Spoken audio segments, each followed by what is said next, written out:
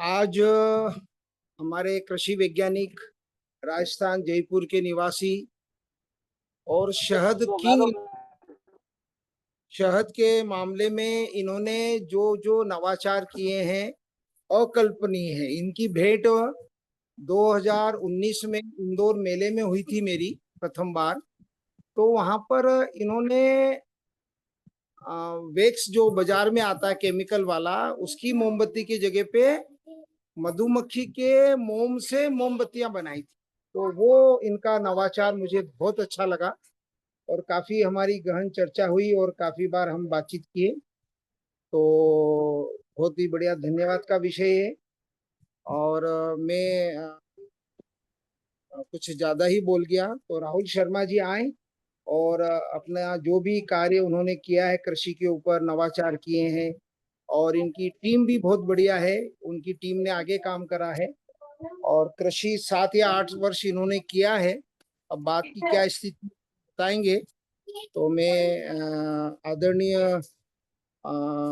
राहुल शर्मा जी से विनती करता हूं कि वो आए और अपना विषय रखें।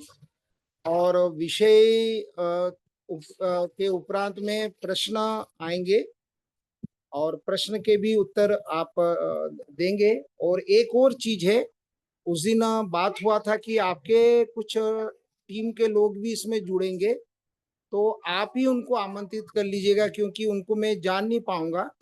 तो आप उन लोगों को आमंत्रित करके उनके विचार, उनके अनुभव, उनके प्रयोग भी आप यहाँ पर साझा कर सकते हैं। बहुत बहुत सभी का धन्यवाद। और पुनः मैं आग्रह करता हूँ श्रीमान शर्मा जी से कि आप अपना उद्बोधन प्रारंभ करें।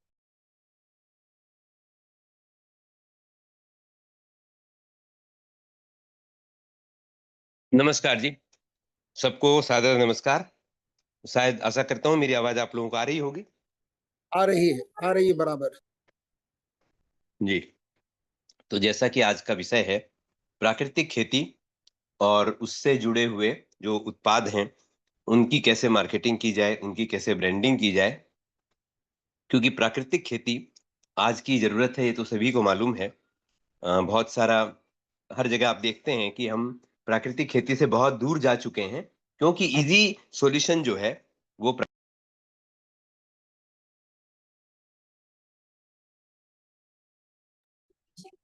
की आवाज बंद हो गई।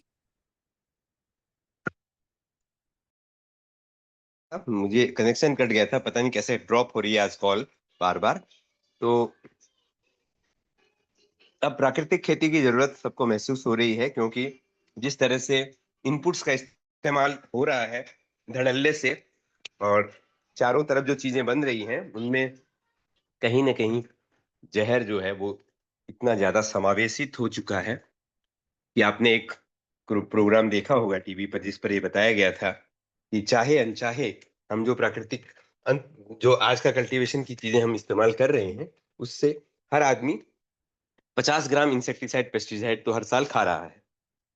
तो इसको दूर करने के लिए जो प्रयास हो रहे हैं उनमें प्राकृतिक खेती हर जगह हो रही है, किसान कर रहे हैं। तो आज चुनौती ये नहीं है कि प्राकृतिक खेती की कैसे की जाए, उससे बड़ी चुनौती ये है कि प्राकृतिक खेती किया हुआ जो उत्पाद है वो उचित दामों पर कैसे बिके। किसानों के लिए बहुत बड़ी समस्या है कि प्राकृतिक खेती से पैदा किया हुआ उत्पाद बेचना बहुत मुश्किल है। और इस कड़ी में सबसे इम्पोर्टेंट चीज जो मैं समझता हूँ एक घर में जिसका इस्तेमाल होता है वो होती है सब्जियां। सब्जियों के बिना किसी घर का गुजारा नहीं चल सकता। कोई एक समय का खाना भी बिना सब्जी के बना नहीं सकता।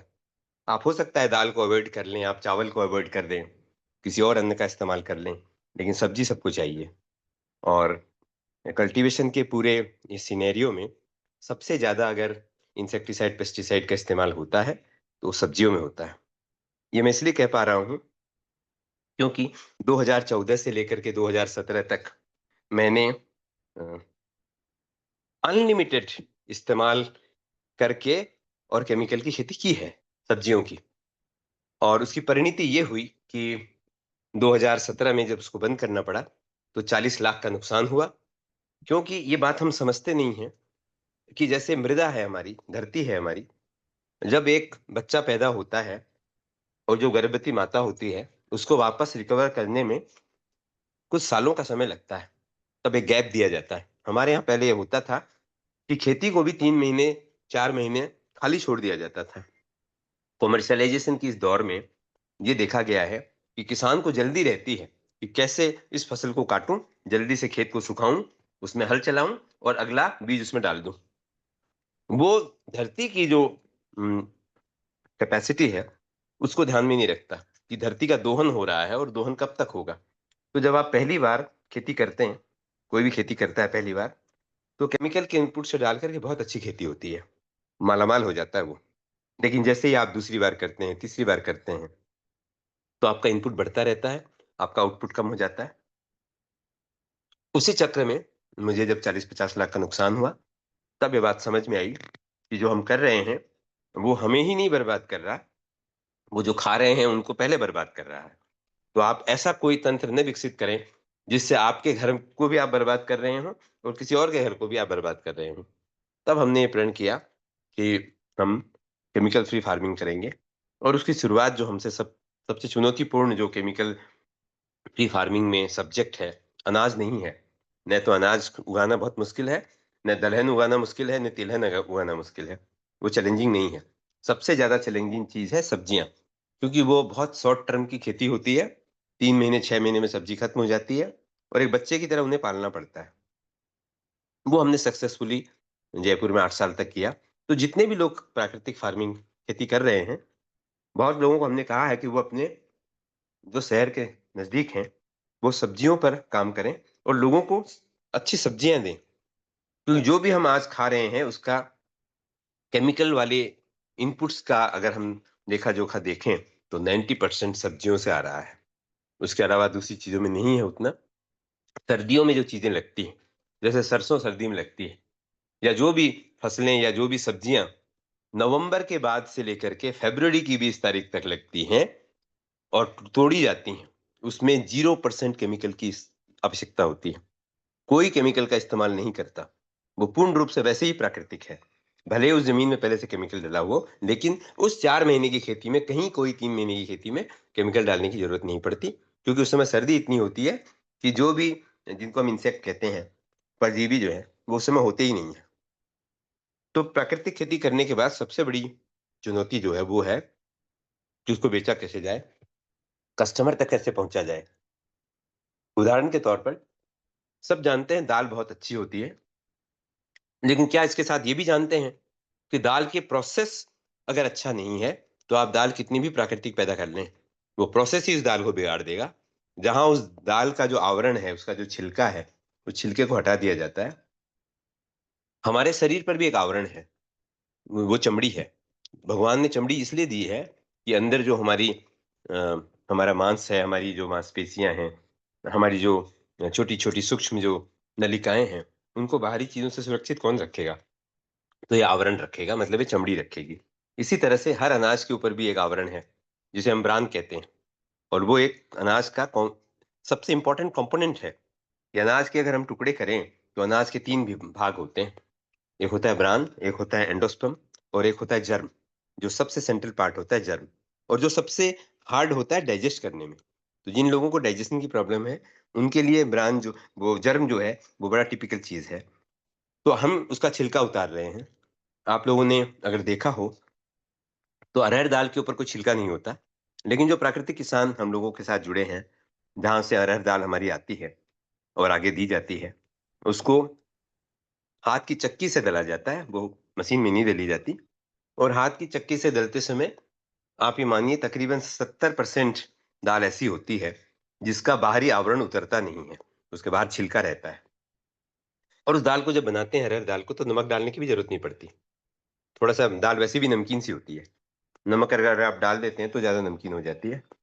तो अब दाल के बारे में सब जानते हैं, लेकिन जब तक आप खरीदार को ये नहीं समझाएंगे कि इस दाल के ऊपर छिलका रखा क्यों गया है, ये दाल का छिलका आपको क्या फायदा पहुंचा रहा है, किसान को इसकी समझ नहीं है, और किसान को ये बताने वाला कोई नहीं है। तो पाठशाला यहाँ से शुरू होती है कि किसान का हाथ पकड़ करके उसे कैसे समझाया जाए कि जो आप उत्पाद बना रहे हैं वो साधारण उत्पाद नहीं है, केमिकल फ्री तो है ही, उसके साथ जो प्रोसेसिंग आपने उसकी की है, फिर एक दूसरा उदाहरण कि जब आप अ, बात करते हैं अरहर की, तो अरहर एक तो होती है 1 साल की खेती, एक होती है 3 साल का, वो पेड़ होता है अरहर का। उसमें फलियाँ लगती हैं और वो बहुवर्षीय होता है, 5 साल का भी होता है। तो वो अरहर जब आती है, तो उस अरहर को सबसे पहले ड्राई रोस्ट किया जाता है। ड्राई रोस्ट करने के बाद उसको दला जाता है। दलने के बाद जो अ, अरहर दाल में तब्दील नहीं होती है, तकरीबन 80% उस अरहर को 8 घंटे के लिए पानी में भिगोया जाता है। भिगो करके उसको सुखाया जाता है। सुखा करके फिर उस अरहर को वापस 3-4 चक्रों में उस हाथ की घट्टी से वापस दला जाता है, तब जाकर के वो अरहर की दाल बनती है। अब ये सारे बहुत मुश्किल प्रयास हैं और इन प्रयासों में न बल्कि आप एक अच्छे प्राकृतिक पैदा की हुई दाल के कंपोनेंट्स को सुरक्षित रखते हैं, उसके साथ-साथ आप महिलाओं को या ग्रामीण क्षेत्र के लोगों को एक एक्स्ट्रा रोज़गार देते हैं, क्योंकि अगर वो दाल फैक्ट्री में जाती है, तो जो समृद्धि है, जो पैसा है, वो या तो बिजली विभाग पर खर्च होता है या उस फैक्ट्री के मालिक को जाता है। जब घर में महिलाएँ बैठ कर के ग्रामीण महिलाएँ जब उस दाल को दलती हैं, तो उनके घर में वो पैसा जाता है, जो वहाँ समृद्धि लाता है। तो उस दाल को कैसे हम आगे एक-एक छोटा-छोटा कंपोनेंट जो किसान पैदा कर रहा है, वो मूँग दाल भी हो सकती है, चना दाल भी हो सकती है, तो गेहूँ भी हो सकता है। अब गेहूँ जब हमने लगाना शुरू किया, तो हमने ये महसूस किया कि सारी दुनिया जो है, वो भेड़-चाल में चलती है, कि पड़ोसी ने क्या लगाया है। हमारी समृद्धि कभी इस तरह से नहीं हो सकती कि पड़ोसी ने क्या लगाया है। प्राकृतिक खेती में भी नवाचार करने की ज़रूरत है। नई-नई चीज़ों को उसमें लाने की ज़रूरत है और हम सिर्फ़ पैदावार करके किसी बिचौलिए को बेच करके और हम उस बिचौलिया ही सबसे ज़्यादा पैसे ले जा रहा है, किसान को कुछ नहीं मिल रहा। जैसे हम लोग जैसे आप लोगों को पता है कि हम लोग बैल की घानी से तेल निकालते हैं। अब वो नारियल से निकलता है, मद्रास से नारियल, साउथ इंडिया से नारियल आता है। किसानों का कहीं कोई विवरण नहीं है।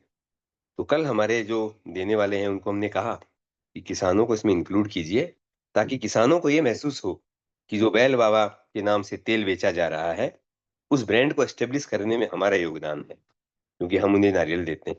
और बैल बाबा ब्रांड जिनका है, उनको ये महसूस होना चाहिए, कि ये जो नारियल आ रहा है, ये साउथ इंडिया के 25-50 जो भी किसान आपसे कनेक्टेड हैं, वो भेज रहे हैं और वो आपको इसके लिए 30 दिन की मोहलत दे रहे हैं, कि 30 दिन बाद हमें पैसे दीजिएगा। ये मोहलत कोई नहीं देता, तो आप उसको उसमें इंक्लूड कीजिए। ये छोटे-छोटे से प्रयास हैं, एक दिन में आमूलचूल परिवर्तन कभी नहीं आ सकता, क्योंकि पिछले 40-50 सालों में हमारी व्यवस्था ने क्रेडिट देना किसी को सिखा ही नहीं। हमने क्रेडिट लेना सीखा है, कि मैंने किया है। कोई ये नहीं कहना चाहता कि हमने किया है। ये जब तक मैं से हम नहीं आएगा, तब तक समृद्धि हर घर में नहीं पहुँचेगी। फिर उसके बाद जब हमने गेहूँ लगाना शुरू किया, तो हमने देखा कि गेहूँ जो बाज़ार में बिक रहा है, वो ₹25-30 ₹35 में बिकता है और वो सारे हाइब्रिड गेहूँ हैं। इन्हीं भी कारणों से ये सारी चीज़ें करनी पड़ी होंगी, क्योंकि बहुत बड़ी जनसंख्या है और जब आप देसी बीजों पर ही काम करते हैं, तो प्रोडक्शन बहुत कम होता है। शायद इसको एड्रेस करने के लिए सरकारों ने और साइंटिस्टों ने कुछ न कुछ परिवर्तन करके हाइब्रिड बीजों का इस्तेमाल किया। लेकिन इस सारी चीज़ों में जो हमारे देसी बीज थे, वो विलुप्त हो गए। सागर में आकाश चौरसिया जी के यहाँ मुझे एक बीज मिला, जिसे पैगम्बरी कहते हैं। उस पर पहले हमने स्टडी की। 4200 साल पहले जब सिंधु घाटी सभ्यता में उत्खनन और सिंधु घाटी सभ्यता का जब अभी रिसेंटली उत्खनन हुआ, तब पता चला कि 4200 साल पहले की सिंधु घाटी सभ्यता में भी उस गेहूँ के अवशेष पाए गए और उसका नाम पैगम्बरी है। अब आजकल उसको सोना मोती कहते हैं। पंजाब के पिंगलवाड़ा में वो स्थान है जहाँ से उसका उद्गम हुआ और वो हमने लगाया और वो हम ₹125 केजी बेच रहे हैं, ₹125 केजी। जो किसान उगाता है खुद, वो किसान भी 70-80 का भाव उसका लेता है, 70-80 में बेच रहा है। अब आप ये समझिए कि धरती वही है, ज़मीन उतनी ही है, संसाधन उतने ही है, पानी उतना ही है, मेहनत उतनी ही है। लेकिन आपके थोड़ा-सा समझदारी से, थोड़ा-सा प्रोडक्ट को शिफ्ट करने से या वैरायटी बदलने से, उतने ही ज़मीन में, उतने ही उत्पाद से अगर आप दुगुनी रकम कमा पा रहे हैं, तो क्यों हम हमारे किसानों को उसमें नहीं जोड़ते या किसानों को समझाते नहीं हैं? क्योंकि हर आदमी के पास हर आदमी के पास नॉलेज लेने का संसाधन नहीं होता।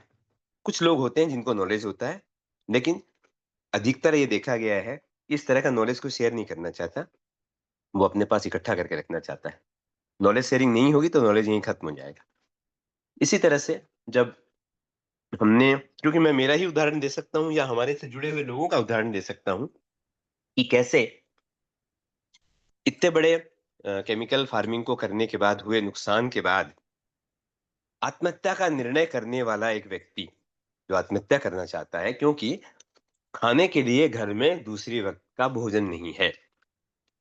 तो बरसों तक मेहनत करने के बाद अगर आप 2 जून की रोटी न जुगाड़ कर पाएँ, कमा पाएँ और आपके पास वो संसाधन ना हो, तब हमें समझ में आया कि पूरे हिंदुस्तान में किसान जो केमिकल खेती कर रहा है, वो आत्महत्या के लिए क्यों प्रेरित होता है? क्या कारण है उसका? तो समझ में आया कि कारण ये है। तो आप ये समझिए कि वहाँ से एक टर्न अराउंड स्टोरी करने के लिए कितनी मेहनत करनी पड़ी होगी और वहाँ से आज हम शायद इसी वजह से पहुँच पाए क्योंकि वो प्राकृतिक खेती थी। और जब आप प्राकृतिक खेती करते हैं, तो वो सिर्फ़ ज़मीन के लिए अच्छी नहीं होती, आपके लिए अच्छी नहीं होती, उपभोक्ताओं के लिए भी अच्छी होती है और शायद कहीं न कहीं प्रकृति आपकी उस मंशा को समझती है कि अब ये रास्ते पर आया है और अब ये जन कल्याण का काम कर रहा है। पैसे भरने का काम तो केमिकल खेती से हो ही रहा था, लेकिन जब जन कल्याण की बात होती है, तो आपके लिए प्रकृति ही नहीं, जितने लोग आपसे जुड़े होते हैं, वो आपके लिए दरवाजे खोलते हैं और ऐसे ही दरवाजे हमारे लिए खुलते गए। तो चुनौतियाँ बहुत हैं कि किसान जब कोई भी चीज़ लगाता है, उसका उचित मूल्य उसे नहीं मिलता है और कम से कम आप ये मानिए जब हम प्राकृतिक करते हैं, तो मैं ये नहीं कह रहा कि उसकी उपज महँगी हो जाती है, लेकिन उसका प्लेसमेंट सही जगह नहीं है और किसान को नहीं पता कि प्लेसमेंट है कहाँ। तो ये एक ब्रिज हम लोगों को बनाने की ज़रूरत है कि कैसे प्रॉपर पैकेजिंग हो, कैसे प्रॉपर ब्रांडिंग हो। आज जब बहुत सारे किसानों के यहाँ से सामान आता है, वो साधारण प्लास्टिक की बैग में आता है। उपभोक्ता साधारण प्लास्टिक की बैग के सामान में अगर ऑर्गेनिक भरा हुआ भी है, तो वो खरीदना नहीं चाहता। तो उनको ये सिखाना आवश्यक है हमें कि कैसे इस प्लास्टिक की बैग की जगह ब्राउन पेपर की थैली अगर होती है, तो अभी कोई पेट हो खाना पूरा हो गया कोई? नहीं तो दूसरा मुझे दीजिएगा। कौन सा इतना इंतजार अब नहीं एक मिनट, हाँ, मैं दे दूँगा अभी हेलो, 2 मिनट में। हाँ, दे बुजुर्ग व्यक्ति 1 2 3 4 5 अपना माइक और कैमरा बंद करें। बुजुर्ग व्यक्ति चश्मा लगा के 1 2 3 4 5 6 अपना मोबाइल कैमरा, स्पीकर और कैमरा बंद करिए कृपया। अरे दांत गायब हो गया दादा आपके, इतना तो समझ लो। 1 2 3 4 5 6 अभिषेक जी, ये चलिए राहुल जी। हाँ, तो माफ़ी चाहता हूँ मैं। तो इस तरह से जो पैकेजिंग है, वो इम्पोर्टेंट है। उसके बाद सबसे इम्पोर्टेंट चीज़ है लेबलिंग, कि लेबल कैसे होने चाहिए और इस काम को करने के लिए किस-किस तरह के लाइसेंसेस की ज़रूरत होती है। क्योंकि जब आप मुख्य धारा में आते हैं, तो बहुत सारे लोगों की नज़र आप पर होती है। सरकार की और सरकार की एजेंसीज़ की भी आप पर नज़र होती है और ये सारा जो कम्युनिकेशन है, ये कहीं न कहीं लैकिंग है और किसान के स्तर पर नहीं पहुँच रहा है ये कम्युनिकेशन।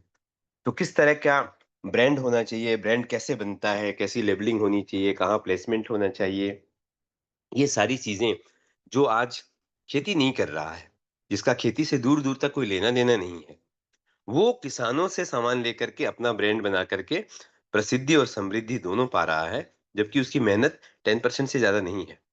90% मेहनत उस किसान की है। ये मैं इसलिए कह पा रहा हूँ आप लोगों को, क्योंकि जब हमने 7-8 साल की खेती की, वो जयपुर से 70 किलोमीटर दूर हमने 20 बीघा ज़मीन किराए पर ली थी, 5 साल के लिए लीज़ पर ली थी और हम इतने सौभाग्यशाली नहीं थे कि हमको कोई मज़दूर मिल जाता जो 24 घंटे वहाँ रहता। महिलाएँ जो हैं वो छतरानियाँ होती हैं। महिलाएँ जो हैं वो वैसे ही कोई मातृशक्ति नहीं कह देता उनको, वो छतरानियाँ होती हैं और वो आपके लिए सुरक्षा का कवच हरदम बनी रहती हैं। तो हमारे लिए उन 6 सालों में अगर सुरक्षा का कवच कोई था, तो जो महिलाएँ थीं हमारे इर्द-गिर्द वही थीं। 50-60 महिलाएँ वहाँ आती थीं सुबह 9 बजे, शाम को 6 बजे तक वो अपना काम करके जाती थीं। लेकिन रात को हमारे यहाँ बिजली विभाग जो पानी है, वो रात को 11 बजे से देता है, सुबह 4 बजे के बीच में। ठिठुरती ठंड में दिसंबर के महीने में जब पारा 2 डिग्री के आस-पास आ जाता है, पानी तो आपको तब भी देना पड़ता है और उस समय आपको खेत में ही खाद डाल करके या कुछ भी संसाधन डाल करके आपको वहीं सोना पड़ता है, आसमान के नीचे। और अगर हम लोग ड्रिप से खेती करते थे, बूंद-बूंद सिंचाई से, अगर प्रेशर की वजह से कोई पाइप फट गया या प्रेशर की वजह से कोई 2-4 नलिकाएँ बाहर निकल गईं, तो आपको भीगते हुए वो नलिकाएँ भी जोड़नी पड़ती हैं। इसलिए मैं कह रहा हूँ कि जो खेती करता है, उसकी भावना जो है, वो खेती जो कर रहा है वही समझ सकता है, दूसरा उसको समझ नहीं सकता उसकी तकलीफ को, कि जिसके पैर में फटी बिवाई, वो क्या जाने पीड़ भराई। तो ये कहानियाँ सुनने में तो हो सकता है कि लगें अच्छी, लेकिन जो खेती कर रहा है उसका जीवन हरदम हथेली पर है।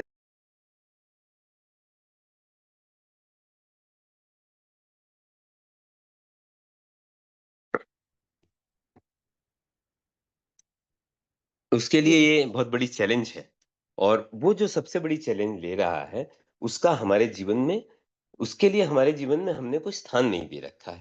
हर चीज़ के लिए हमारे पास स्थान है, तो हमने बहुत कोशिश की और उस कोशिश का हमें फ़ायदा भी हुआ कि बहुत सा और समर जी, पक्का ही फसल सब फसल पक्का ही सब समर सिंह जी, तो उसका बोलिए। फ़ायदा भी हमें हुआ कि हमने ये कम्युनिकेट करने की कोशिश की और उस कम्युनिकेशन से फ़ायदा हुआ।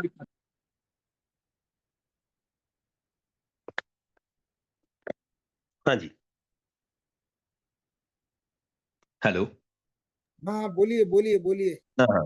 उस कम्युनिकेशन का फ़ायदा हुआ कि अब आजकल लोगों में एक ट्रेंड आ गया है कि उनके पास अब उनका किसान भी है। वो किसान कहीं का भी हो सकता है। गैर ज़रूरी है कि वो कितने किसान हैं, गैर ज़रूरी है कि वो किसान कहाँ का है। लेकिन क्या आपके परिवार का एक किसान भी है? तो वो आज एक स्टेटस सिंबल है कि हमारे यहाँ का किसान है। जब भी कोई उत्पाद कहीं से मंगवाया जाता है और दिया जाता है, तो उस किसान का नाम साथ भेजा जाता है, उसका ज्योग्राफिकल लोकेशन भेजा जाता है। ये आम कहाँ से आया है? तो आम लखनऊ से आया है और उस किसान के यहाँ से आया है। तो वो जो ग्रैटिट्यूड है, ये एक दिन का सफ़र नहीं है, क्योंकि इस सफ़र को बिगाड़ने में भी समय लगा है, तो इस सफ़र को सुधारने में भी समय लगेगा। इन छोटे-छोटे प्रयासों से ये सफ़र सुधरेगा। दूसरी सबसे बड़ी चीज़ जो मैंने आपको बताई, प्लेसमेंट की बात। अब क्या है बहुत सारे लोग शहरी क्षेत्रों में और छोटे शहरों में भी पैसे खर्च कर रहे हैं, लेकिन पैसे खर्च करके उनको जो उचित चीज़ मिलनी चाहिए, वो उचित चीज़ नहीं मिलती है। तो ये एक बहुत बड़ा गैप है, पैदा करने वाले में और उस पैदावार को खपाने वाले में, बहुत बड़ा गैप।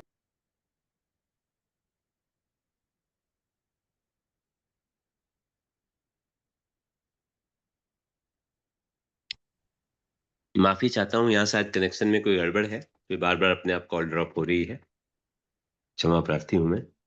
तो इस तरह से जैसे हमने अभी ये चीज़ें बहुत सारे लोग मिलकर एक साथ कर सकते हैं, हमने कोशिश जारी रखी है, कोशिश करेंगे कि आगे भी क्षेत्रवार इस चीज़ को किया जाए, क्योंकि एक व्यक्ति दिल्ली में, बम्बई में या कलकत्ता में बैठ करके इसको नहीं कर सकता और शायद उसे करना भी नहीं चाहिए, क्योंकि मजबूती सबके हाथों में होगी, तब राष्ट्र मजबूत होगा।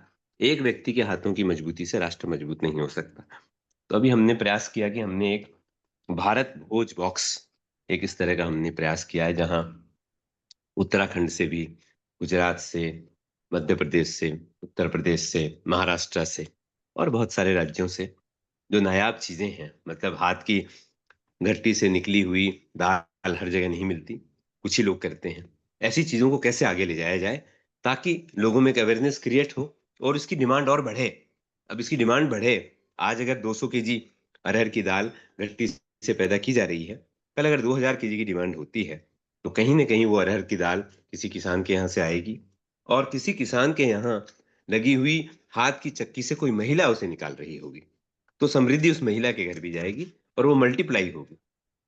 अब ये भारत भोज बॉक्स जो है, इसके 50 डिब्बे हिंदुस्तान भर में जिन लोगों ने भी हमसे माँगे हैं, वो हमने उनको भेजे हैं रजिस्टर के रूप में, जिसमें आटे से लेकर के खांड, खांड से लेकर के दालें, चावल सब कुछ है और जल्दी ही इसकी रिव्यू सबके पास से आ जाएगी और फिर वो भी हम आप लोगों से साझा करेंगे। जो भी इसमें जुड़ना चाहते हैं, जो भी इसको सीखना चाहते हैं, अपने-अपने क्षेत्रों में इसको कैसे बढ़ाया जाए, वो सब आमंत्रित हैं।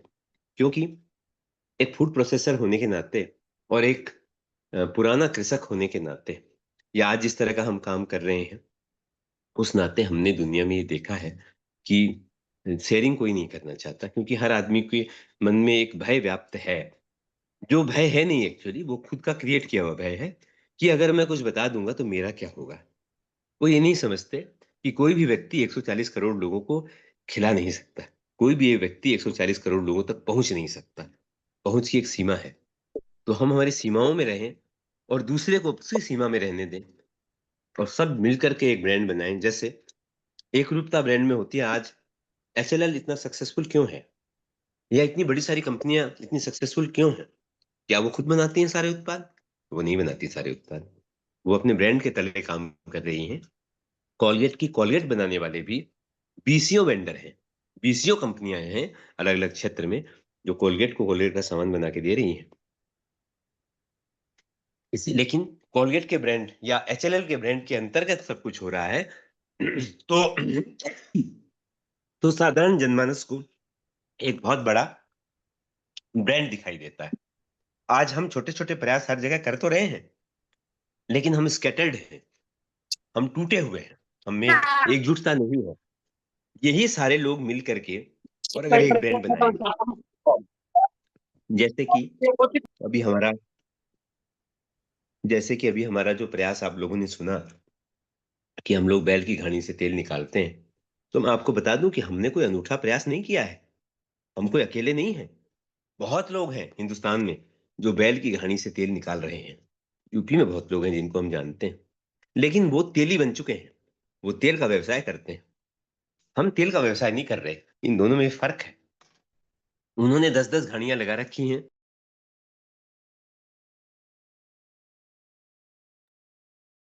राहुल जी, आपकी आवाज। धन्यवाद धन्यवाद राहुल जी। क्या है, यहाँ से कनेक्शन कट रहा है बार बार, मुझे नहीं पता आज क्या हो गया है। 5-6 बार कट चुका कनेक्शन। तो अब जैसे जी, तो इस तरह के जो प्रयास है ना, कि वो सारे काम कर रहे हैं। यूपी में भी बहुत काम हो रहा है। 10-10 घानियां भी लोगों के यहाँ लगी है, जहां बैलों से तेल निकल रहा है। लेकिन हम फिर उसी परिपाटी पर आ गए हैं कि हम तेल बेच रहे हैं, हम कॉज पर काम नहीं कर रहे। तेल जो है वो किसी इंसान के शारीरिक श्रम से नहीं निकल रहा, ब्रांड नहीं निकाल रहा है तेल, तेल बैल निकाल रहा है। उस बैल की कोई चर्चा ही नहीं कर रहा, जैसे किसान की कोई चर्चा नहीं कर रहा। तो ये जो हमारा एक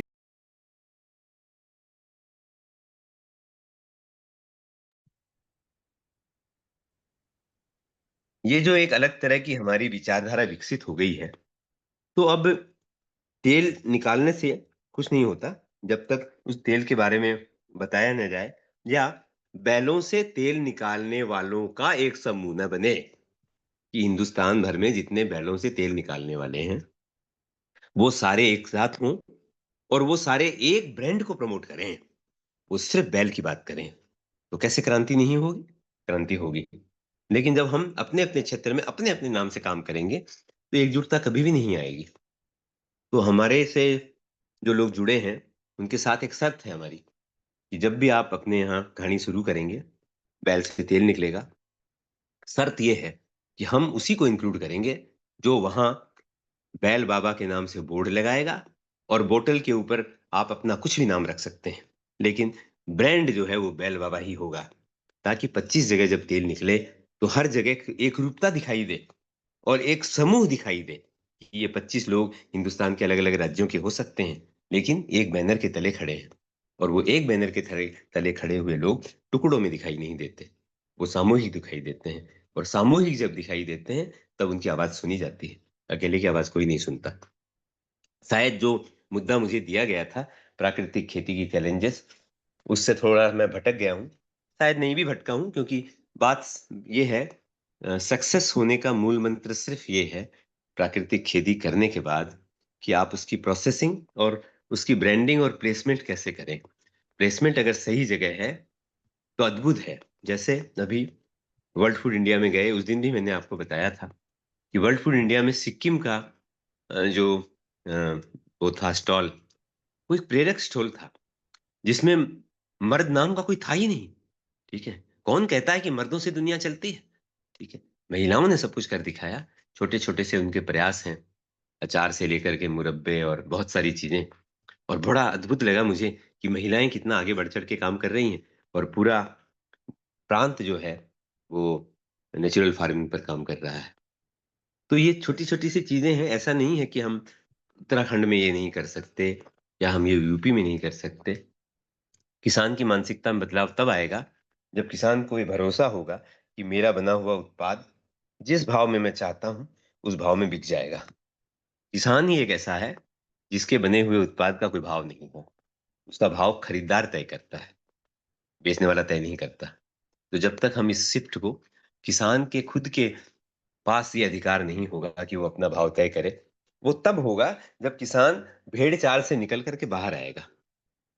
जब वो इस चीज को समझेगा कि जो लग रहा है रेगुलर वो कमर्शियल है और हम कमर्शियल से निकल करके अगर कोई स्पेशल चीज लगाएंगे तब जा करके बाजार उसे देखेगा, क्योंकि बाजार की नजर उसी चीज पर पड़ती है जो बाजार में नहीं होता। जो बाजार में है उसको बेचने का प्रयास करना पड़ता है, जो बाजार में नहीं है उसको बेचने का प्रयास नहीं करना पड़ता। और जब तक आप अपने किसान को भी अपने उत्पाद को जब तक नहीं समझेंगे, ये जो हमने बहुत बार बहुत सारे ग्रुपों पर लिखा कि आप सोशियोलॉजी की बात, सोसाइटी की बात, कोऑपरेटिव की बात करते हैं। ये सब थोथी और अधूरी बातें हैं जब तक आप खुद अपने ऊपर काम नहीं करते। हम कितना अवेलेबल हैं लोगों के लिए, हम कितना सहर्ष किसी की मदद करने के लिए तैयार रहते हैं, इस पर निर्भर करता है।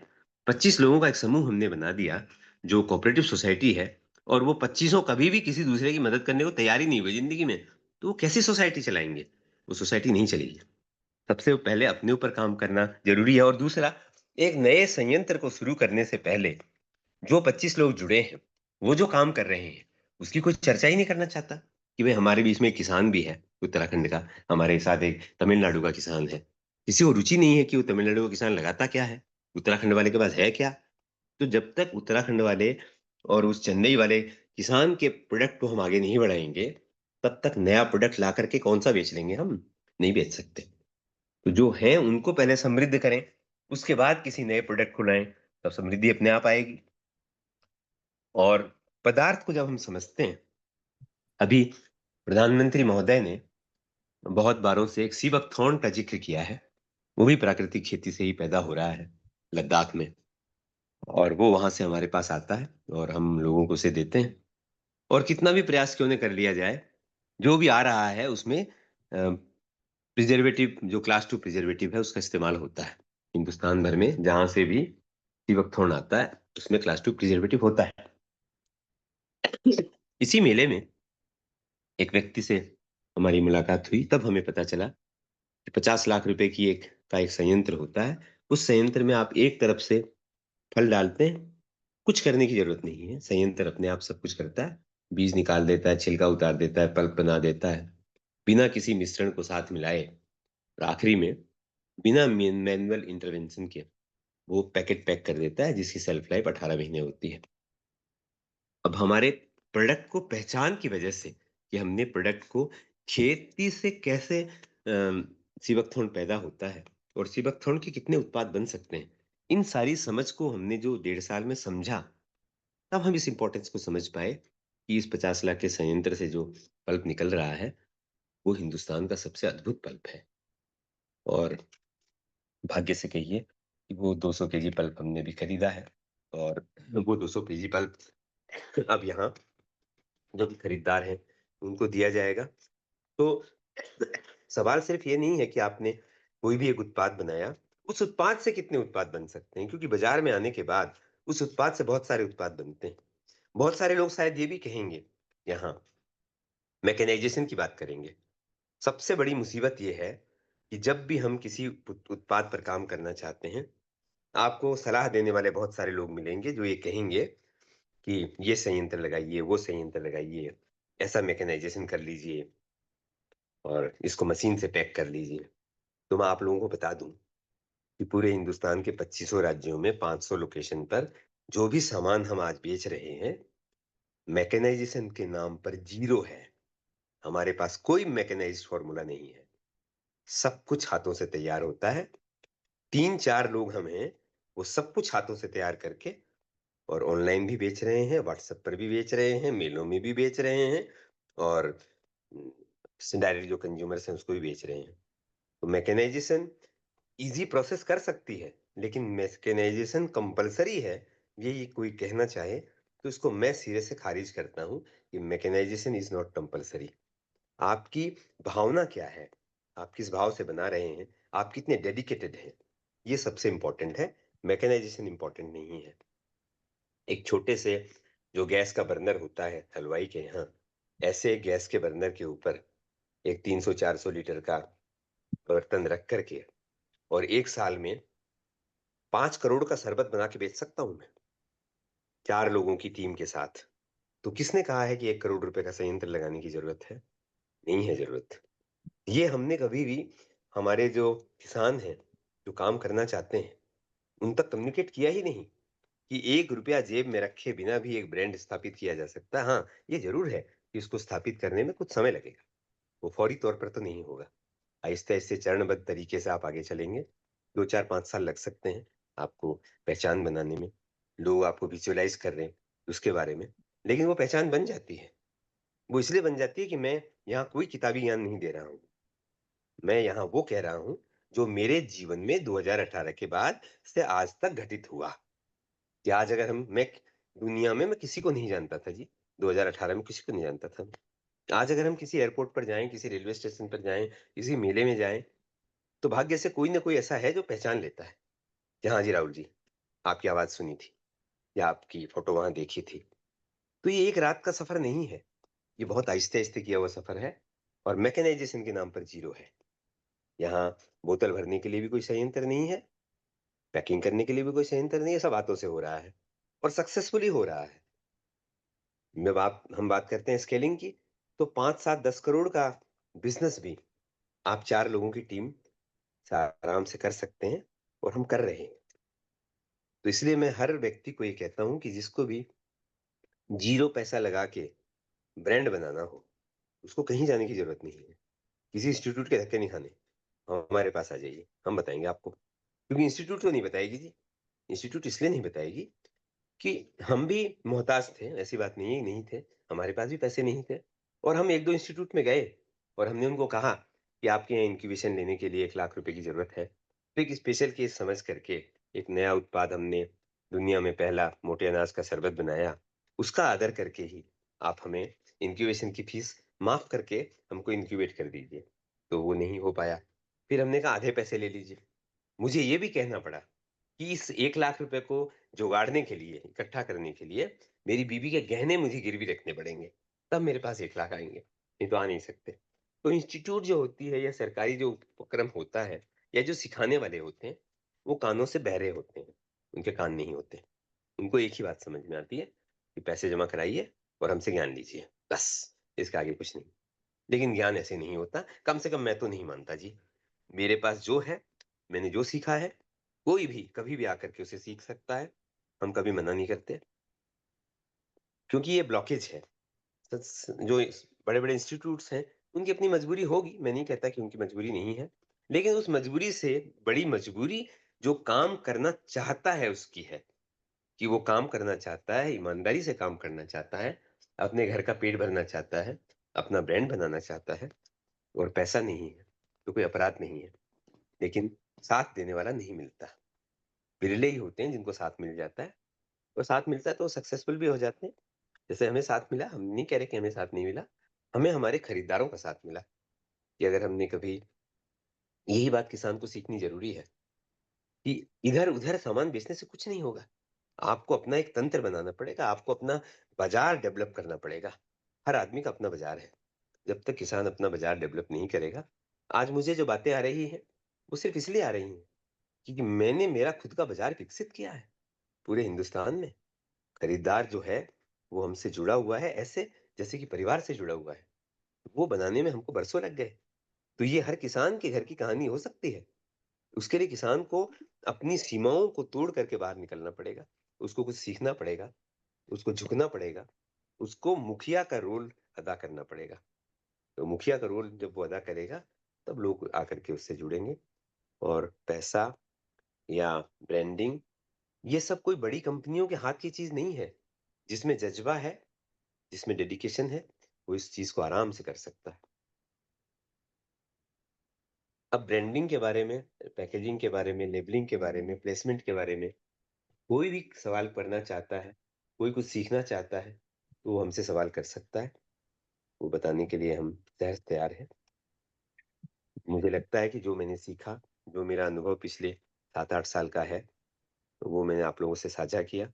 मेरी तकलीफ़ें भी साझा की, कि तकलीफ़ें बहुत थी, लेकिन जब आप डेडिकेटेड होते हैं, तकलीफ़ें मायने नहीं रखती, क्योंकि आपका डेडिकेशन सारा ज़माना आपके विरुद्ध खड़ा हो, कोई फ़र्क नहीं पड़ता। आप में अपने काम के प्रति डेडिकेशन होना चाहिए। एक दिन आप साबित कर देते हैं कि आप जो कर रहे थे, वो सही कर रहे थे। बीच में यात्रा छोड़ने से कुछ नहीं होता। अभी ये मैं इसलिए कह रहा हूँ कि अभी 4 दिन पहले ही 3-4 केस स्टडी मैं आप लोगों से शेयर करता हूँ, किसानों की या काम करने वालों की, कि हमने 10 दिन की 1998 में मैं सोलन गया था, आप लोगों से बताऊँ। और सोलन में एक मशरूम इंस्टीट्यूट है, DMR, directorate of mushroom research. तो मेरी भी इच्छा हुई कि मैं मशरूम सीखूँ। तो उन्होंने कहा कि हमारा अप्रैल में विंडो खुलता है और उसमें आप अप्लाई कीजिए, तो आपको सीट मिल जाएगी। वो तत्काल की तरह होता है, उस समय तत्काल की तरह होता था। विंडो खुलती थी, 10 बजे ही सारी सीटें खत्म हो जाती थी और हमें कभी नंबर नहीं मिला। 1999 से लेकर के 2017 तक हर साल मैंने वो विंडो खोली है। आप समझ सकते हैं कितने साल हो गए? 19 साल। 19 साल की लगन कि मैंने वो विंडो हर साल खोली और कभी भी मुझे उसमें सक्सेस नहीं मिली। 2018 में उन लोगों ने अपना फॉर्मेट बदला और उन्होंने ये कहा कि आप लेटर लिख करके अपने बारे में हमें बताइए और हम सिलेक्शन करेंगे। तो 2018 में मेरा वहाँ सिलेक्शन हुआ और फिर जाकर के मैंने 10 दिन की ट्रेनिंग की और जब मैं वापस आ रहा था, तो मैंने निर्णय ले लिया था कि मैं मशरूम नहीं पैदा कर सकता राजस्थान में। आप समझिए 19 साल की तपस्या के बाद आपने कोई चीज़ सीखी हो और फिर उसे आप न कर पा रहे हों, तो इस तपस्या करनी पड़ती है। 19 दिन में कुछ नहीं होता। अब जयपुर आने के बाद हमारे एक मित्र ने हमें कहा कि 2 करोड़ रुपए रखे हैं और हम मशरूम का प्लांट लगाना चाहते हैं। तो मुझे बुलाया गया। मैंने उन्हें कहा कि पैसे को अपने घर में रखिए। एक व्यवस्था मैं आपको बताता हूँ कि अपना बाज़ार बनाइए। ये बार-बार जो मैं आपको कह रहा हूँ ना, बाज़ार बनाइए, ये मूल मंत्र है। कुछ सीखने की ज़रूरत नहीं है। आपका खुद का बाज़ार होना चाहिए। आपने जो पैदा किया उसका खरीदार आपके पास होना चाहिए। किसी का मुँह देखने की ज़रूरत नहीं है। किसी की रिकमेंडेशन की कोई आवश्यकता नहीं है। आप खुद के रिकमेंडेशन खुद हैं। मैंने उनको कहा कि मैं हरियाणा से प्रतिदिन आपको किसी किसान को कहूँगा, वो 200 केजी मशरूम भेज देगा। वो 200 केजी मशरूम 50-60 रुपए के भाव आएगा, 12,000 रुपए का इन्वेस्टमेंट है, मात्र 2 करोड़ की ज़रूरत नहीं है। 12,000 का इन्वेस्टमेंट है, एक आदमी रखिए, 15,000 की तनख्वाह लेगा, 50,000 में आपका काम शुरू हो जाएगा और 200 केजी मशरूम 200 दुकानों पर बेचिए। उसमें आपको अपना मुनाफ़ा नहीं जोड़ना, बस इतना करना है। क्योंकि आपको बाज़ार बनाना है। तो जो एक्जिस्टिंग लोग हैं, उनसे सस्ता बेचेंगे तभी बाज़ार बनेगा आपका। 6 महीने इस कसरत को कीजिए। 6 महीने बाद आपके पास एक तैयार बाज़ार आपके लिए होगा। उस दिन 2 करोड़ नहीं 20 करोड़ लगाइए। माल खरीदने वाले खड़े हैं पहले से। आपको किसी का मुँह देखने की ज़रूरत नहीं है। तो आपको बता दूँ कि उस प्रयास में किसी का इंटरेस्ट नहीं है। 2 करोड़ खर्च करने में इंटरेस्ट है। 6 महीने परीक्षा देने में किसी का इंटरेस्ट नहीं है। वो इंडस्ट्री आज तक नहीं लगी। तो मैं अपने आप को खुशनसीब समझता हूँ कि 2 करोड़ बचवा दिए मैंने। मुझे पता है कि उसकी परिणति खराब होती। ऐसे ही परसों दिल्ली के एग्जीबिशन में किसी व्यक्ति का फ़ोन आया। उन्होंने कहा, "राहुल जी, किसी ने कहा है कि आप पॉली हाउस लगवाते हैं, जबकि हम लगवाते नहीं। तो 2 पॉली हाउस लगाने हैं, 70 लाख रुपए लगेंगे। 50 लाख सरकार देगी, 20 लाख हम देंगे।" मैंने उनको कहा कि पॉली हाउस के बारे में कुछ नॉलेज है? कुछ ज्ञान है कि पॉली हाउस होता क्या है? उसमें लगता क्या है? बिकता कैसे है? तो नहीं पता है। तो नहीं पता है तो पैसे से धंधे नहीं होते। पैसे से कोई कारोबार नहीं होता जब तक आपको उस कारोबार जो करना चाहते हैं उसकी समझ नहीं है, उसकी बारीकी नहीं पता है कि अनाज होता क्या है, अनाज के आवरण कितने हैं, अनाज कितने दिन में पैदा होता है, कैसे खेत में पैदा शर्मा जी, होता है, क्या डाला जाता है। ये सारी शर्मा कहानी जी, अगर आपको नहीं पता है। हाँ जी। शर्मा जी, जी, बोलिए। शर्मा जी, सवाल 9 जवाब बज पूछ सकते हैं गए। आप लोग। नहीं नहीं, अभी प्रश्न नहीं है।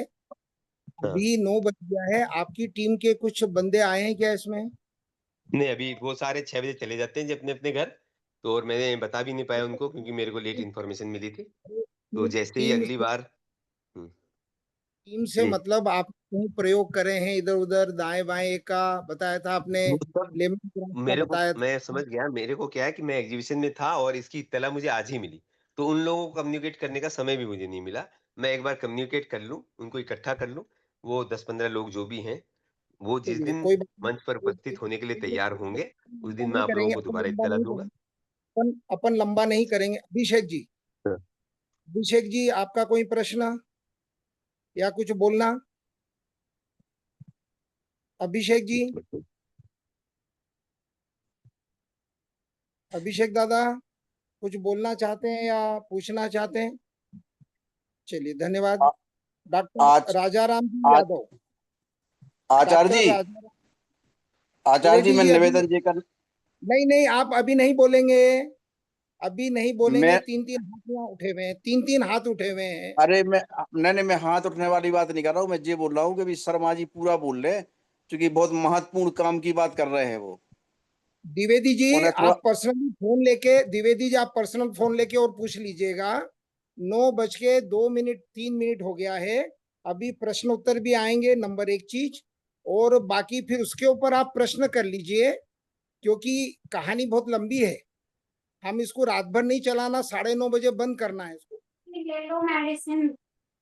10 एक मिनट और रुक, राजाराम जी, ये रख दे। डॉक्टर हाँ, राजाराम, धन्यवाद। मैं कोशिश करूंगा, कई दिन से नहीं था कि मेरी आवाज पहुंच रही है या नहीं। पहला तो क्वेश्चन आपकी ये आवाज है, यहाँ बहुत, में थोड़ा सा इसका आपकी एरिया आवाज है, जो आ रही है, मुश्किल आपके एरिया पीछे बहुत है है। हॉस्पिटल में। आवाज आ रही है मेरी? आपकी आवाज बहुत आचार्य बढ़िया आ जी, रही है, आवाज आ रही है? आपकी आवाज बहुत बढ़िया आ रही है। अच्छा, सभी को दशहरा मुबारक और सभी को मेरा नमन। जो शर्मा जी ने बोला है वो सब कुछ अच्छा ही बोला है, लेकिन उसका कमेंट तो आचार्य जी का करते हैं, मैं उसमें नहीं हूं। मैं थोड़ा सा बोलना चाहता हूँ और उनसे एक आध क्वेश्चन भी पूछना चाहता हूँ। भारतवर्ष की बात है, उन्होंने अपनी कंपनी की बता दी, कुछ और बता दिया।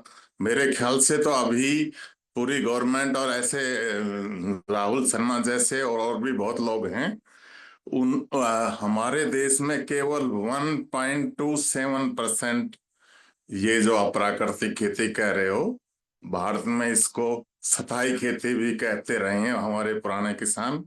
और ये ऐसे हो रहा है। इसमें बड़ी कंपनियां तो कर लेती है, उसके पास स्टाफ और सब कुछ ज्यादा, रिसोर्सेज ज्यादा होते हैं, जैसे आपने बना ली है धीरे धीरे। लेकिन हम जो एक किसान शुरू करे और पूरे देश भर में, अभी जैसे सिक्किम में आपने खुद ही बता दिया, आंध्रा में भी है, झारखंड में भी है, उन राज्यों में थोड़ा सा तेजी से है, और हमारे नॉर्थ में कमजोर हैं। लेकिन हिमाचल भी है और उत्तराखंड भी तैयार हो रहा है, तो इस तरह नॉर्थ में भी आगे बढ़ेगा, अच्छी बात है। मेरा ऑर्गेनिक खेती कह रहे हो, उसमें एक्सपीरियंस 40 साल का है, लेकिन वो आपकी सब्जी के लिए नहीं है। हम देश के लिए अच्छे घोड़े पालते हैं 4 करोड़ और 100 के, उसमें हमें ऑर्गेनिक ही खेती, चाहे वो अन्न हो और चाहे वो ऑर्डर हो, ऑर्गेनिक बनानी पड़ती है, नहीं तो वो सक्सेसफुल नहीं होता। तो मेरा 4,000 हेक्टेयर हिसार में है, 4,000 हेक्टेयर नैनीताल के पास है, और 4,000 हेक्टेयर सहारनपुर के पास है, और बाबूगढ़ है एक जगह, वहाँ है। तो उसमें ये करने का हमारा आरबीसी फौज का ऑर्डर है। तो उसमें हम ये करते हैं कि जो इसमें धरती में गाय भी है, सब बहुत सारी चीजें हैं, धरती में जो पैदा हुआ उसको यूरिया वगैरह इंसेक्टिसाइड के इस चीजों की हमें जरूरत भी नहीं पड़ती है, और उसको उसी में वापस मिलाएं, वो स्थायी खेती है।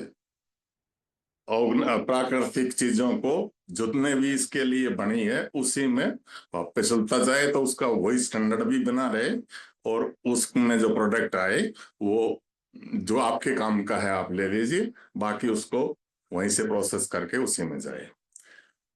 अब आपने एक और बात कही, जो ये ग्रुप बैठा है, ये अपना बहुत मोरल एडवाइस दी, ये कर लो वो कर लो। ये ग्रुप सब सब तरह का नॉलेजेबल है, इसी काम के लिए ये बैठा है देश भर से। तो देश भर में जो इतने करीब करीब 23 मिलियन हेक्टेयर में केवल अभी ये स्टार्ट हुई है, जो कि कुछ स्टेटों में ज्यादा है। अब इसका जो आज का आपने टॉपिक बताया, वो हम किसान लेवल से, किसान ठीक है ग्रुप बना के भी कर सकते हैं, किसान लेवल से।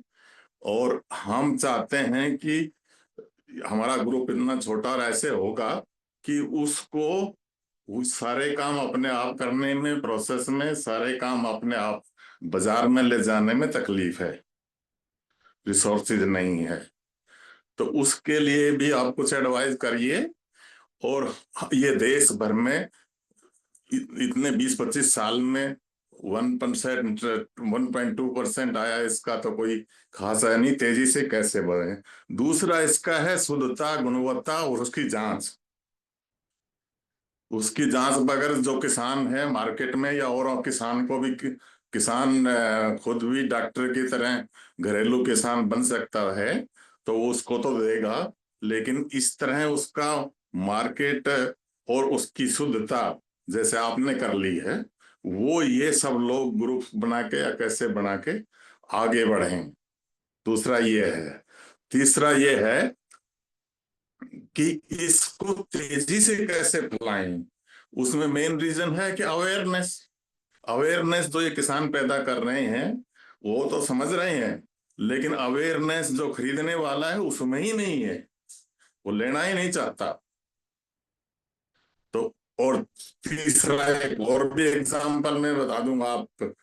आप पैसे की मार्केट की बात कर रहे हैं, हमारे किसानों को जो पैदा में खर्चा होता है उसका, उसमें 10-15% दे दीजिए, क्योंकि हम इस माल को उतना महंगा नहीं चाहते कि 10 आदमी, बड़े आदमी ही खरीदें। हम चाहते हैं कि आम पब्लिक भी धीरे धीरे इसकी तरफ आए, ऐसा हमारा आइडिया है।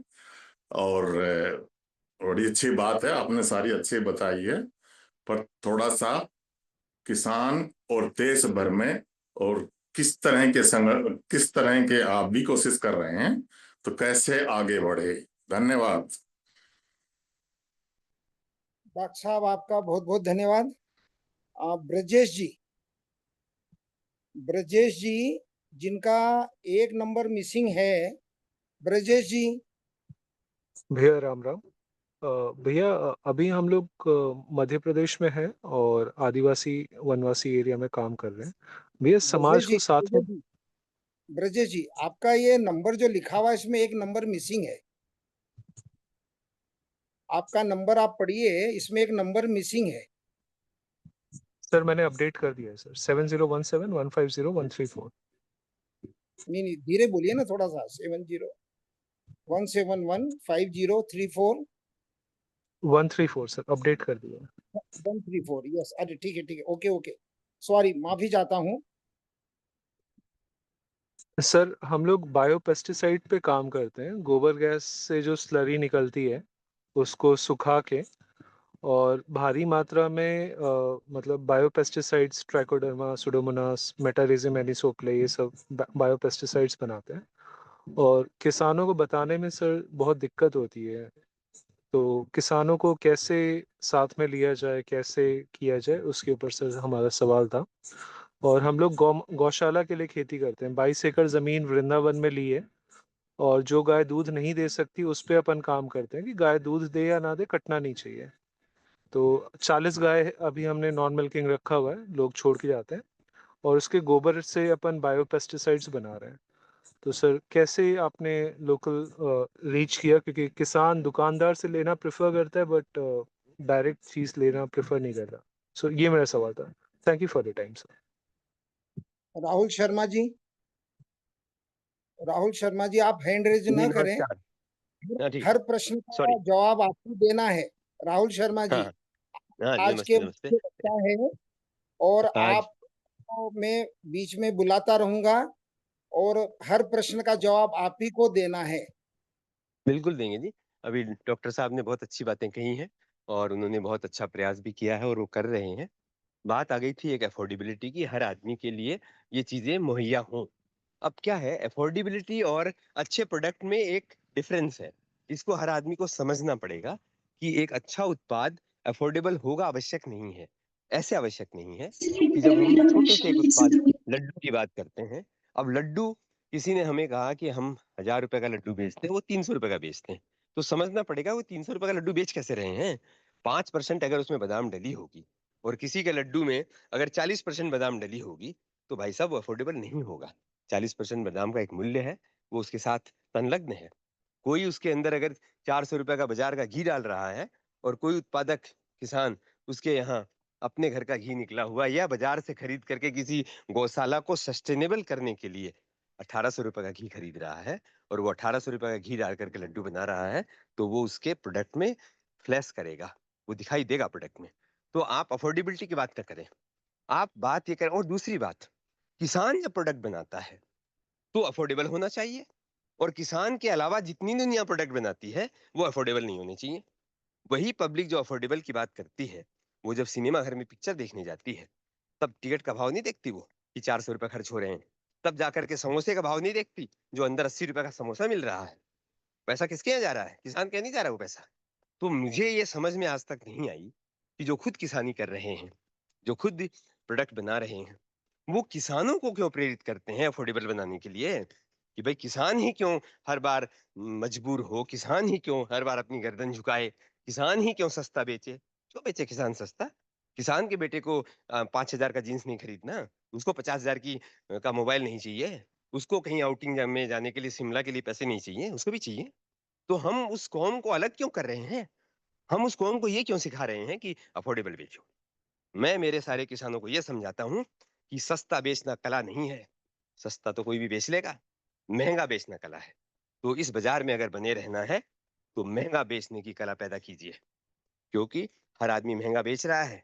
इस हिंदुस्तान में जो लोग अपनी गाड़ियां खरीदते हैं, उस गाड़ियों पर जो नंबर प्लेट लेते हैं, वो नंबर प्लेट पर 2-2 लाख खर्च कर देते हैं। किस अफोर्डेबिलिटी की बात कर रहे हैं?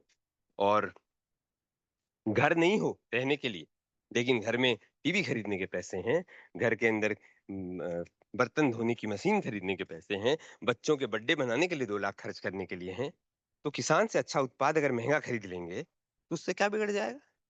मैं ये इसलिए कह पा रहा हूँ, वाणी में थोड़ी-सी तल्खी इसीलिए है, क्योंकि जिन भी किसानों से हम सामान खरीदते हैं, हमारा मिलेट जो है वो हनुमानगढ़ में एफपीओ है, वो एक एनजीओ है, हकीकत वहाँ से आता है पिछले 3 सालों से। और मेरे किसान जो दोस्त हैं, वो शुद्ध फार्म को और बहुत सारी वेबसाइट को मिलेट बेचते हैं। बीसियों लाख का मिलेट उन्होंने बेचा है साल में। क्या मैं उनसे वो मिलेट नहीं खरीद सकता? मेरे कहने पर 20 लाख का मिलेट अगर कोई खरीद सकता है, तो राहुल शर्मा भी 1,50,000 का मिलेट उस किसान से ले सकते हैं, जो 70 रुपए में मिलता है। वही 70 रुपए का मिलेट मैं पिछले 3 साल से अनवरत हनुमानगढ़ की संस्था से 140 रुपए में खरीद रहा हूँ। तो बहुत बार लोगों ने मुझे कहा, तो मैंने उनको कहा कि आप 1 केजी तो खरीद के दिखाइए दुगने भाव में। आप 1000 केजी की बात मत कीजिए। 1 केजी आप किसी किसान से 70 रुपए की जगह 140 में खरीदिए। फिर आप मेरे पास आइए, तो फिर आप मुझे कहिए। तो हम गेहूँ जो हमारा किसान लगाता है, तो उसने हमें कहा कि राहुल जी 30 रुपए केजी भाव है इसका। मैंने उसको कहा था कि 33% एक्स्ट्रा जोड़ो उसके ऊपर 30 रुपए पर, और इस 40 रुपए मुझे देना, 30 मत देना। और जिस दिन तुम्हारे पास 40 रुपए का खरीदार आ जाए, उस दिन 10 रुपए और बढ़ा देना उस पर, 50 में देना मुझे, क्योंकि मेरे में ताकत है, मैं उसे बेच लूंगा। लेकिन वो 10 रुपया जो तुम्हारे घर एक्स्ट्रा जाएगा, वो जो तुम्हारे चेहरे पर मुस्कुराहट लाएगा, वो मुस्कुराहट लाखों रुपए और खर्च करके नहीं मिल सकती। अब पूरे देश में करना है, ये सवाल बहुत अच्छा है, पूरे देश में करना है। लेकिन एक व्यक्ति तो पूरे देश में नहीं कर सकता, लेकिन उस एक व्यक्ति के किए गए प्रयास को आप छोटा प्रयास नहीं मान सकते। एक व्यक्ति का किया हुआ प्रयास एक साम्राज्य को उखाड़ करके हिंदुस्तान से बाहर फेंक सकता है। एक व्यक्ति का छोटा किया हुआ प्रयास, अगर वो सोच लिया गया होता कि मुझे धक्का मारा है और मैं इसके चाटा मार करके मेरा बदला चुका लूंगा, तो वो एक व्यक्ति का प्रयास एक व्यक्ति तक रह जाता। उस एक व्यक्ति के प्रयास ने इतनी बड़ी क्रांति लाई। तो ऐसा नहीं है कि जो लोग छोटा छोटा काम कर रहे हैं वो कभी बड़ा नहीं होगा, बड़ा भी होगा।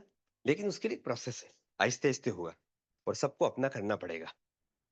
हम सरकारों की बात करें या दूसरों के ऊपर निर्भर रहने की बात करें, निर्भरता से काम नहीं होता। एक व्यक्ति ने भी अगर ज्वाला जलाई है तो उसकी ज्वाला जलाने में जो उसने मेहनत की है वो मेहनत कम नहीं है। काम बड़ा काम छोटा कुछ भी नहीं होता, रोशनी रोशनी होती है। और एक छोटी सी चिंगारी जो चूल्हे में बची रहती है वो पूरे शहर को जला सकती है। वो फूंकने वाले में दम होना चाहिए। तो ये सतत प्रयास है, हर आदमी को करना चाहिए।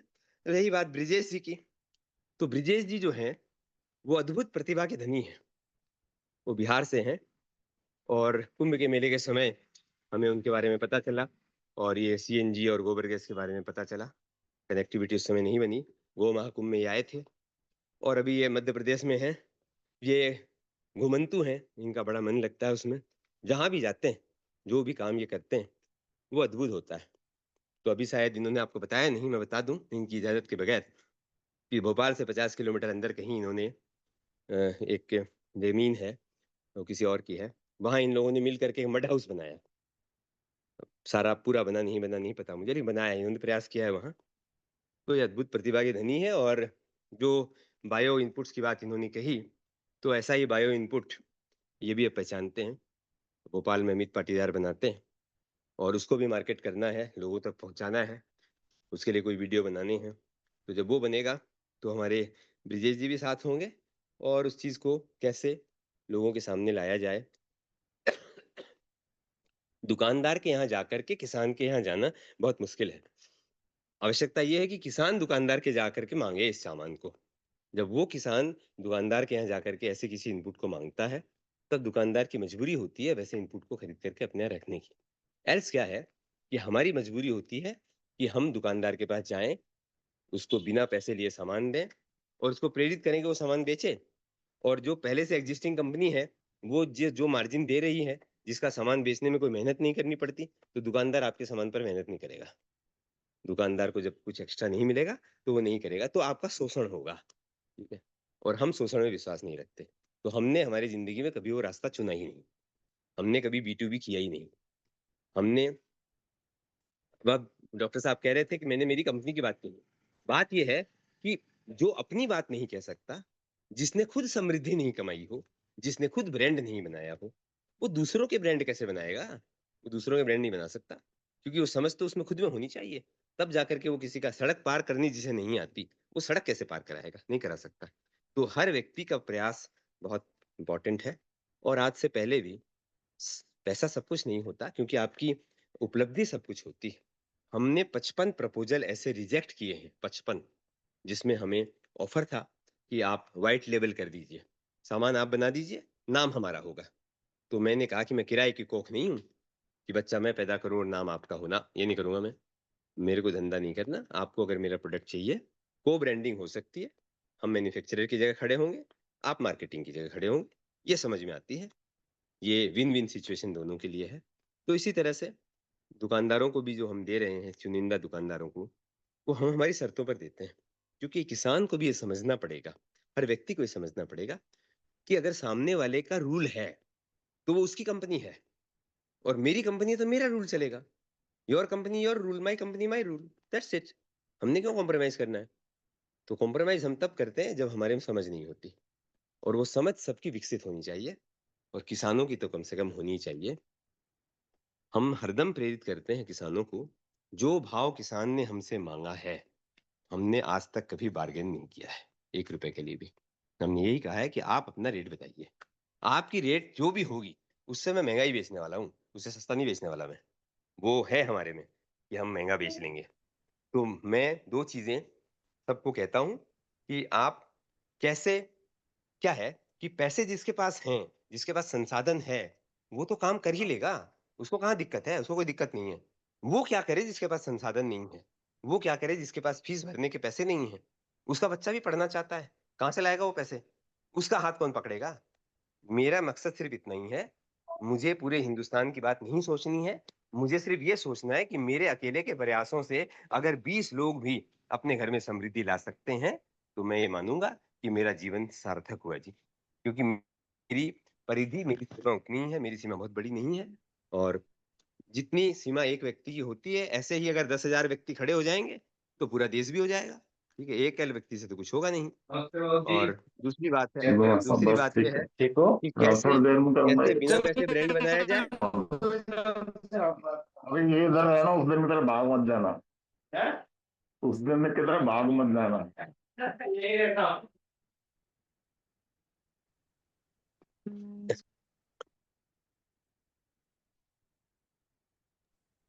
हाँ जी, नमस्ते। बोलिए बोलिए आप, शर्मा जी बोलिए आप। हाँ हाँ हाँ। तो कैसे कैसे बिना पैसे के एक ब्रांड बनाया जाए, समय लगेगा, कोई बात नहीं।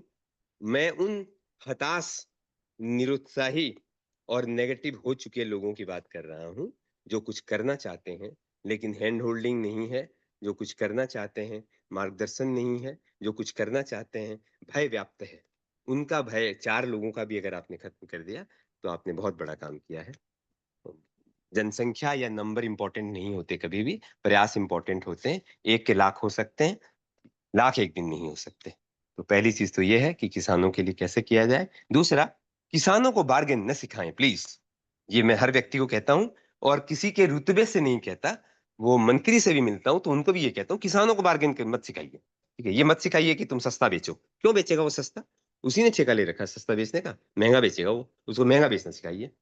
तो हमने हमारे प्रयासों से किसी भी किसान से आज तक 8 सालों में ये नहीं कहा कि आपने जो दर मांगी है वो महंगी है।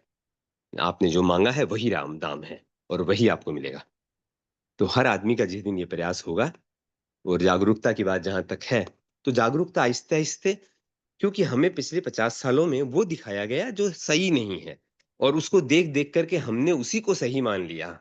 कि अब जब कहीं हम शहद बेचते हैं, अलग अलग तरह के शहद हमारे मधुमक्खी पालन से आते हैं और बाजार में 400 रुपए का शहद भी मिलता है, हम 1200 का बेचते हैं। 1200 का बिक रहा है, 1199 के लिए भी कोई नहीं कह रहा।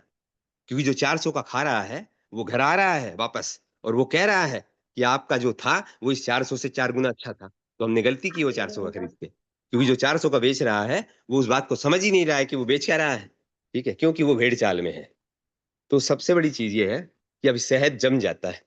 ये भ्रांति को खत्म करते करते यहाँ जयपुर में 5 सालों में मेरा भेजा खाली हो गया कि मैं कैसे समझाऊं कि जो आप शहद देख रहे हैं बाजार में, वो 50 साल से एक ही रंग का शहद है। 50 साल से उसकी डेंसिटी एक जैसी है, 50 साल से उसका स्वाद एक जैसा है। वो प्राकृतिक कैसे है? मधुमक्खी के पास ऐसी कौन सी टेक्नोलॉजी आ गई कि वो हर बार हर फसल से एक ही तरह का शहद निकाल लेती है? ठीक है, तो शहद को कोई समझता ही नहीं है कि उसके कंपोनेंट समझिए। तो ये बताने में बहुत समय लगता है कि शहद जब जम जाता है तो शुद्ध होता है, वह शुद्ध नहीं होता। लेकिन ये बात हमें ये सिखाया गया कि जो शहद जम जाता चीनी होती है। तो पढ़े बड़े से बड़े जो चार्टेड अकाउंटेंट है, 5,000 करोड़ की इंडस्ट्री संभाल रहे हैं, ऐसे लोगों ने भी मुझे कहा कि इस शहद में चीनी मिली है। अब उनको कौन समझाए कि आप इंडस्ट्री के एक्सपर्ट हो सकते हैं, आप शहद के एक्सपर्ट नहीं है। तो शहद जो जम रहा है वो उसके ग्लूकोज ज्यादा होने की वजह से जम रहा है और कोई रीजन नहीं है। और जो शहद नहीं जम रहा है उसमें classified plant 1 and classified plant 2 का मिठास, फ्रुक्टोस निकाल करके डाला जा रहा है, जो 60 रुपए केजी आता है। तो शहद 400 में बिकेगा शर्मा 60 जी, रुपए वाला। जी शर्मा जी, नमस्कार, धन्यवाद। शर्मा और जी, कोई सवाल हो तो पूछिए। नहीं नहीं, 9:30 पे हमें मीटिंग क्लोज करना है। नंबर एक चीज। आचार्य जी, आचार्य जी, दूसरा, मैं भी बोल रहा हूँ यादव दोबारा। जी अटेंडेंस से बात कराइए। यादव जी आपके अटेंडेंस से बात कराइए। आपके आसपास कोई अटेंडेंट परिवार का व्यक्ति है क्या? कोई भी नहीं है, मैं हॉस्पिटल में अकेला हूँ। तो मैं तो वही बोल रहा हूँ कि आप आराम कीजिए, आप पहले आराम कीजिए, बातें हम लोग बाद में अरे करेंगे। शर्मा जी, आपका स्वास्थ्य ज्यादा आपने इंपॉर्टेंट मोरल है। वैल्यू दे दी, कोई बात नहीं। पर आपको आपका पता स्वास्थ्य भी नहीं है इंपॉर्टेंट है। कौन सा ग्रुप है, क्या ग्रुप है। मैंने बात की है देश भर की, कैसे किसान आए और किसान को प्रॉफिट कम की बात कभी नहीं की है। लेकिन जो उसका प्रोडक्शन आता है, आप प्रोडक्शन समझते हो, ऑर्गेनिक का प्रोडक्शन आएगा 400, आपने खुद बताया कॉस्ट। लेकिन उसमें वो प्रॉफिट ऐड के तब दे, उसका ज्यादा हाई लगाने से आप बेच सकते हो, वो नहीं बेच सकता। अभिषेक दादा, मैक्सिमम बिके और सबके पास पहुंचे। अभिषेक दादा, ऐसे अभिषेक ऐसे क्यों दादा, बोल रहे हो आप? जो टॉपिक का है उससे बोलिए। कैसे अभिषेक करना दादा, है? अभिषेक दादा,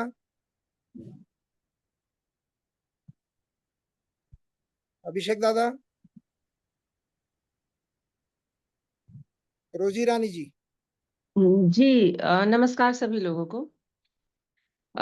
मेरा शर्मा जी से मतलब एक तो पैकिंग को लेके थोड़ा सा सवाल है, और बाकी मैं आगे आपसे जुड़ना चाह रही हूँ क्योंकि अपने पास, मैं कानपुर से हूँ और अपने पास 4000 प्लस में फार्मर्स हैं जो जैविक खेती पिछले 5 सालों से पूरी कवायद चल रही है। अब इसमें मैं अभी आपको परसेंटेज तो नहीं बता सकती कि कितने लोग एकदम परफेक्टली कर पा रहे हैं, क्योंकि मार्केटिंग जब सही नहीं होती है तो किसानों के सामने बहुत मुश्किलें आती हैं। तो कभी कोई पकड़ रहे हैं, कभी कोई छोड़ रहे हैं, मतलब वो खैर एक अलग सब्जेक्ट है। मैं मार्केटिंग को लेके, जैसे आपने बोला कि ब्राउन पेपर, तो ब्राउन पेपर में मुझे बहुत चैलेंजेस आ रहे हैं। और मेरा कोई पर्सनल ब्रांड नहीं है, मैं किसानों के लिए ही काम करती हूँ एक गवर्नमेंट प्रोजेक्ट के अंतर्गत। तो उसके लिए मैंने ब्रांडिंग भी करी, पैकेजिंग भी करी, मार्केटिंग भी कर रही हूँ, सब कुछ कर रही हूँ। और एक वो एज अ जॉब नहीं है, मैं एनजीओ से हूँ, तो मेरा डेडिकेशन है उस लेवल का कि मुझे लगता है कि उनका सामान एक अच्छे प्राइस में जाना चाहिए। जो आपने बात कही मुझे भी बहुत अच्छी लगी कि सारा निगोशिएशन फार्मर के साइड में ही क्यों, वो डेफिनेटली मजबूर हैं, इसीलिए चीज़ों को बेच लेते हैं उस तरीके से कि उनके पास कोई वे नहीं है। तो एक तो पैकिंग को लेके मेरा अगर अभी समय खत्म हो जा रहा है तो मैं आपसे टेलीफोनिक कंसल्ट करूंगी अलग से। तो पैकिंग पे मेरा जो एक्सपीरियंस है ब्राउन पेपर पे, वो बड़ा चैलेंजिंग रहा है। और दूसरा मतलब मैं आपसे जुड़ना भी चाहती हूँ मार्केटिंग को लेकर के। आपका स्वागत है। नंबर आपको भेज देंगे या मैं नंबर आपको लिख देता हूँ। जो भी जी, हमारे से मैंने बन नंबर पड़ेगा चैट वो हम बॉक्स में करेंगे। दिया है आपको। और जब भी अगली बार उत्तर प्रदेश आएंगे तो आपसे कानपुर मिलने आएंगे, ये हमारा वादा है कि आपसे मिलेंगे जी और जरूर हम लोग मिल करके साथ काम करेंगे। जी, धन्यवाद।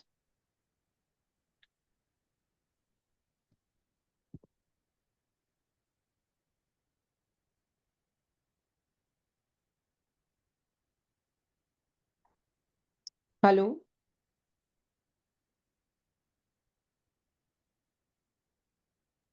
नंबर मैंने आपको शेयर कर दिया है, नंबर आप यहाँ से ले लीजिएगा।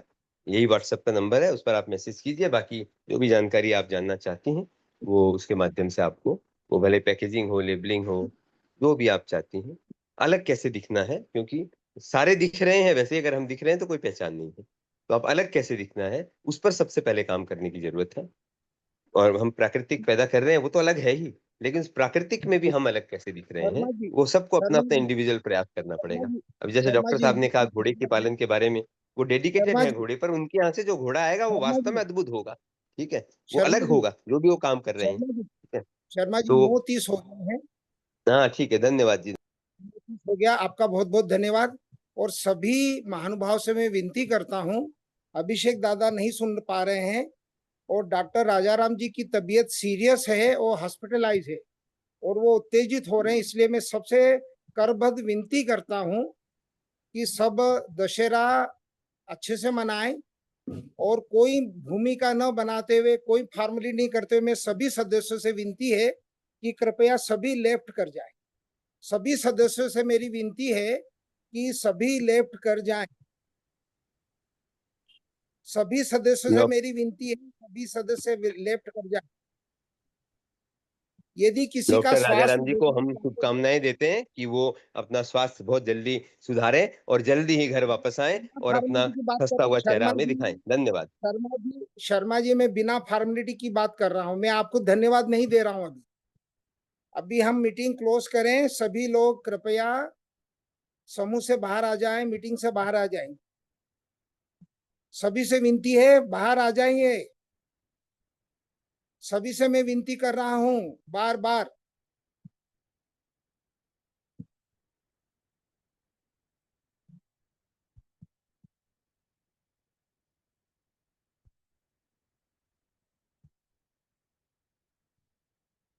अलका जी, अजय जी, मदन लाल जी, समर, क्या नाम लिखा है आपके? सुशील कुमार जी, अरे बाहर आइए दादा। हाँ बाहर आइए सब।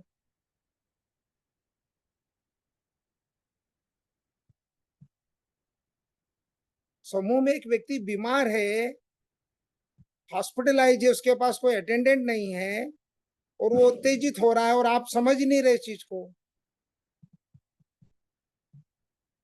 अलका जी,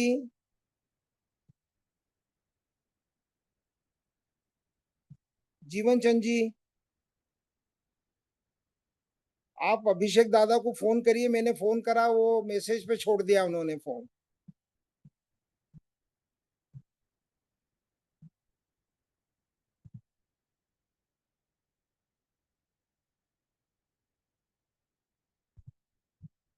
अभी भी 5 लोग और हैं मेरे और अभिषेक दादा के अलावा।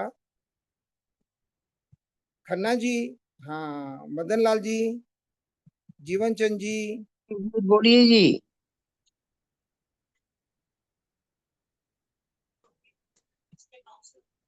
अरे मीटिंग बंद हो चुकी है 9:30 बजे।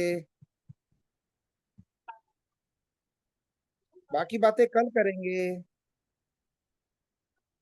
ठीक ठीक जी। जय गौ माता। ओम शांति जी।